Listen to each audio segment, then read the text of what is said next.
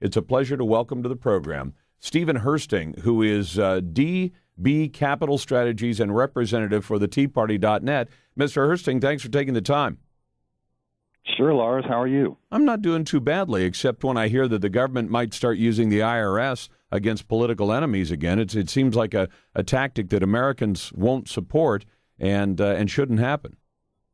Well, it hasn't happened in quite a while. This is really an unprecedented campaign to, frankly, bully the free speech rights of conservative organizations, especially small Tea Party groups that don't really have the resources to fight against this kind of thing.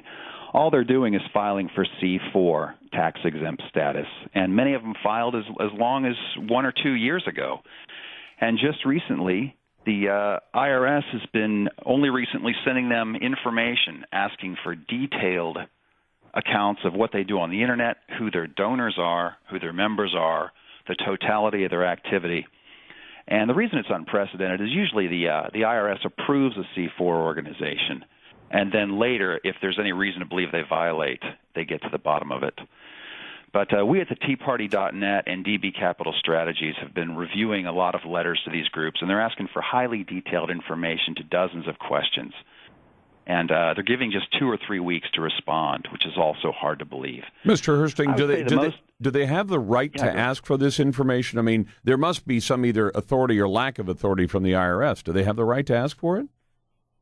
Well, the political groups like these, they're likely lawful because C4 groups must have social welfare as their primary purpose, but they can also engage in some electioneering activity or some independent expenditures, so long as it's not their primary purpose. So the IRS will later determine whether the primary purpose was political speech. But I would guess the best reason the IRS might be asking for these for the names of these donors, which is, by the way, the worst thing that they're asking for, is to determine whether the gift tax ought to apply to some of these donations. But that is unconstitutional. Slapping a gift tax on speaking is like putting a poll tax on voting. It's unconstitutional. So we can't really figure out why the IRS wants to know who the donors are to these C4 organizations. Because you're saying that what is it? The rule is that above a certain dollar amount, if somebody gives me a gift or gives you a gift or gives even an organization a gift, the taxes have to be paid. But in the case of a free speech situation, the IRS cannot insist on a gift tax. Is that right? That's exactly right, because it's a burden on political speech, and those have always been required to meet strict scrutiny. Now, with the IRS, if an organization goes above its primary purpose of social welfare and transfers into a primary purpose of politicking, well, then the FEC takes over, and the FEC regulates that organization as a political committee. In case people didn't hear that.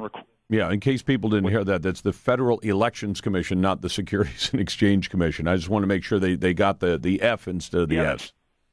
Yeah, exactly right. The Federal Election Commission takes over once the primary purpose switches from social welfare to politicking. And there are some pretty bright lines about that, and those are to be determined all after the fact.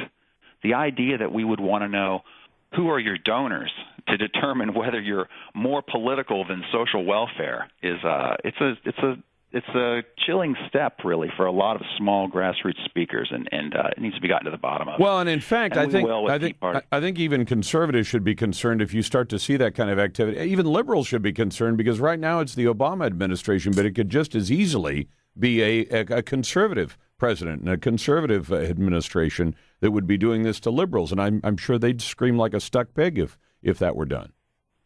Well, you're exactly right. I mean, incumbents of all stripes like to crack down on speech they consider to be, incorrect or of the wrong opinion or the wrong persuasion. So you're absolutely right. There's not a group out there that shouldn't worry about this. The question is when they should worry about it, just as you've said. So there are a lot of organizations working on this, namely TeaParty.net and us at DB Capital Strategies. But I also have to mention that Congressman Charles Boustany of Louisiana, he's also sent a letter to the IRS inquiring into this, and he basically wants to know. He, by the way, is the chairman of the subcommittee on oversight. He wants to know, what is the process here, IRS, and is it even-handed?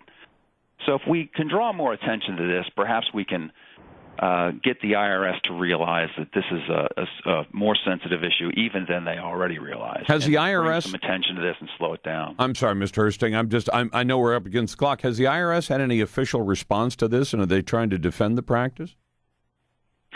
Not that we know of yet. I don't know that they'll come out with anything public in the near term, but I've not heard of any response from them yet. They tend to play things pretty close to their vest, and if they were to speak out about this, it's usually pretty formal, and it takes a bit of time. Mr. Hoersting, you want to tell people where to find your website so that they can help out the teaparty.net, because we love what you do. Sure. It's the teaparty.net, and also we're located at DB Capital with an O, capitalstrategies.com, dbcapitalstrategies.com. Mr. Hoersting, thanks for the time tonight. We appreciate you every time you're on the show. Thanks, Lars. We appreciate it. You betcha. Can you imagine that? The IRS being used as a political weapon. Been done before, shouldn't ever happen, no matter who the administration.